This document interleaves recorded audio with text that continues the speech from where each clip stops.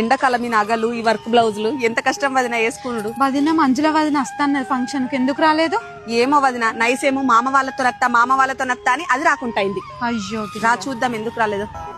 పంచ నువ్వు తయారైన బిడ్డ, అల్లుని గురించి తెలిసేనాయే, నేను పిల్లల పట్టుకుంటా, నువ్వు పోయిరా బిడ్డ. వదిన వాళ్ళు అట్లా కూర్చున్నారు, నాకు అర్థమైతలేదు వదిన, అడుగుదాన్రా. ఏమన్నా గొడవ? ఆనే అమ్మ ఫంక్షన్ కి పో అంటాను, ఎట్లా పోవాలి నువ్వే చెప్పే అమ్మ.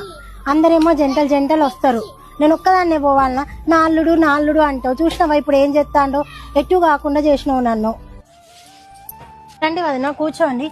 అదేంటి వదిన అప్పుడే వచ్చేసిండ్రు మీరు? అప్పుడేనా? ఫంక్షన్ అయిపోయింది కదా వదిన. అయ్యో వదిన అప్పుడే అయిపోయిందా ఫంక్షన్? అయిపోయింది కానీ నువ్వు ఎందుకు రాలే వదిన? నా గురించి ఏం చెప్పాలి వదిన? అటు చూడు మీ అన్న భాగోతం ఎట్లా కనబడుతుందో. ఇంకేం రమ్మంటావు వదిన నన్ను? ఈ రోజు అయితే మా అత్త పింఛన్ వంటది పట్టుకొని వచ్చిన. ఈ ఆడి సంగతి అయిపోయింది, ఇక రేపటి సంగతి నాకైతే తెలియదు. ఇక అత్త నీకే ఉన్నదా? నాకు లేదా? మా అత్తకు రాదా పింఛని? రేపు నాది. అరే మా ఇంటికి వాళ్ళ చుట్టాలు వచ్చిర్రా, ఇంటికి కొత్త నా ఇజ్జత్ రోజు చెప్తాన్నా. నువ్వేంద్రా పక్కింటి రావిగాడు పిల్లానికి భయపడేట్టు భయపడతాను? నువ్వు ఎవరివి? రామ్ గాని దోస్తువి. పులి ఎక్కువ ఉండాలి.